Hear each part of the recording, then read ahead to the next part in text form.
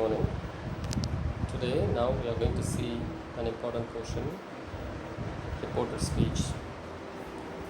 It is also known as direct indirect. It comes as part of transformation of sentences. So transforming our idea in one form to another, from one sentence pattern to the another.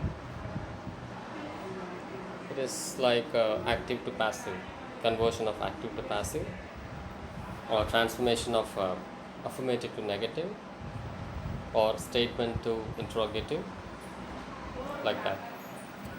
Reported speech is called direct indirect. Why do we call it reported speech? Yes, it is a sentence structure we use when we report. See, generally there are reporters for newsletter, newspaper, magazine. They witness the incidents, they record the speech of personalities, famous people in the city, and transfer the incident or speech into a report. They will be using this kind of sentence structure, direct, indirect. So reported speech we call it here. So it's not only reporting an incident, but also the words spoken by people. Therefore we call it reported speech, reporting what people have talked. So therefore we call it reported speech. There are two sections. One is called direct speech, the second one is indirect speech. How do we identify direct speech? Direct speech we identify with the help of spoken words. So first of all, how to identify the direct speech? It is through the punctuation marks. By seeing the punctuations, we can easily identify whether the given sentence is in direct speech or indirect speech. A lot of punctuations required to write a direct speech. So an example is here. He says, then comma, then the double quotation starts, and a reported sentence will be there within the double quote. Here two sections are there. One is called reporting sentence, the other one is reported sentence, or reporting section, reported section. Reporting section, the sentence starts with this. Here he says is the reporting section, and the reported section or reported sentence is within the double quote. The reported section is nothing but the spoken words, the words spoken by the speaker exactly.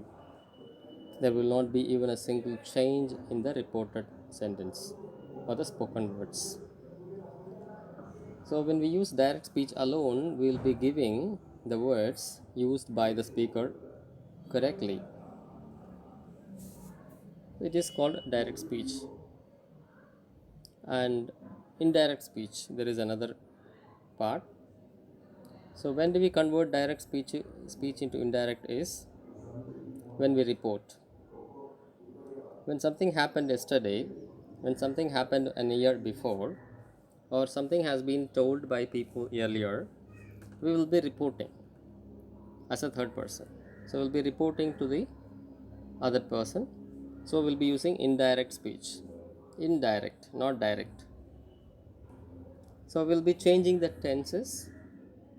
Modification of tenses will take place. Change of pronoun forms and change of adverbs. All these three changes are required in order to convey the meaning without error. Idea should not be miscommunicated. Therefore, these changes are mandatory, because in direct speech exactly the same words are used But here in direct speech, we are reporting in the later period, after a day, after some time, or after a month, or after a year, but definitely after some time. So therefore, the change of tense is required, change of pronoun forms, because speaker may be using different pronoun forms, but when we report, we become the third person, not the speaker, not the listener. We will be reporting as if the person is speaking or conveying his idea. Therefore, change of pronoun form is required. See, in the given example, he says, somebody has said, I will go abroad tomorrow. That is the words used by the speaker. So we never modified in direct speech. Here I refers that person, he, that's the speaker. He said, I will go abroad tomorrow. But when we report, we are saying, he said that he would go. Here I cannot say I would go. I means the speaker actually. Here, the one who is reporting. That is not correct. He said, he here the speaker, the one who exactly used the word I will go abroad tomorrow. He said that he would go abroad. So that's how reporting happens. That only then the meaning will be correct. So change of adverbs. What is the need of changing adverbs? The the person, he says I will go abroad tomorrow, might have happened 2 days back. Maybe today, let us assume that today is Friday. So this sentence was uttered, I will go abroad tomorrow, is uttered on Wednesday. He meant that the next day, that is tomorrow, means Thursday, he will go abroad. But when we report on Friday with the same word tomorrow, it will mean the sentence will communicate as Saturday,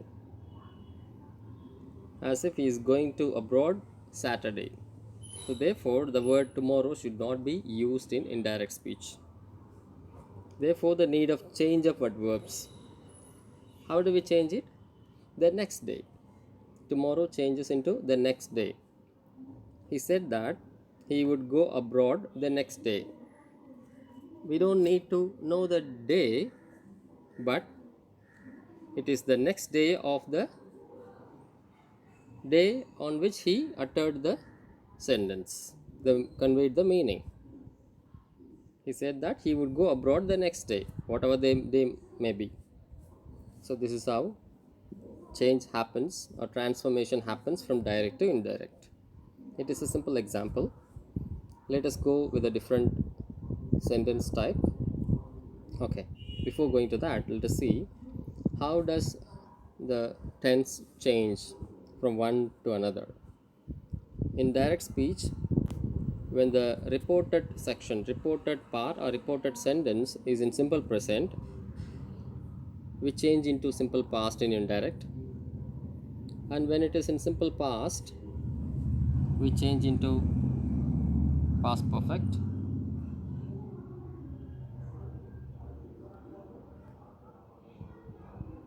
When the reported sentence is in present perfect, we change into past perfect. In the same way, so from present to past, whatever the form we follow. See, simple past, simple past perfect. Present perfect, past perfect. From present to past, we easily change. Present perfect continuous, here in indirect, past perfect continuous. The same form of the tense we follow, but in different past tense. In simple future, if the reported sentence is in simple future, we change into past future.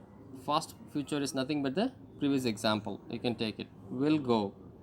Will go changed into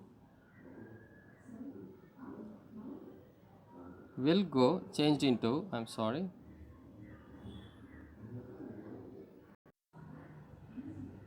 Simple future means past future. You can see the difference here. I will go changes into would go. Will changes into would. So this is called past future. Past future, right? This is what we call past future. Okay. Now let us see the change of verbs. So when it is a simple present, simple past, simple future, past future. Okay. So auxiliaries also undergo some change. That is present to past. If the tense is present, like am is are, we change into was or were. If it is shall or will, we have seen that it changes into should and would. When the verb is can, modal verb, it changes into could, may into might, and must, have to, has to, or had to, it changes into had to. Change of adverbs. So, change of adverbs is very much required in order to make the meaningful sentence. Now changes into then, tomorrow changes into the following day, tonight changes into that night, today changes into that day, yesterday into the day before, last week into the week before, here changes into there, this, that, these, those. All the changes we have to follow because otherwise it will change the meaning. Okay, so the reported sentence. When the reported sentence or the sentence within the double quote is in different types of sentence, we have to follow different connectives. So here for a statement, I mean there are four types of sentence, all of us know that. uh, Here I have given three types: statement, imperative, and interrogative. So exclamatory also should be seen, let us see that later. So when the reported sentence is in statement form, statement sentence, connective word that we use here, that is used and as an example you would have seen in the first sentence. He says, I will go abroad tomorrow. Here, I will go abroad is in a statement form. I mean, the sentence is statement or declarative or assertive. Therefore, the connective word that is used is between these two, reporting part and reported part, right? Okay, so let us see a few more example for that. Okay, before going to that, let us see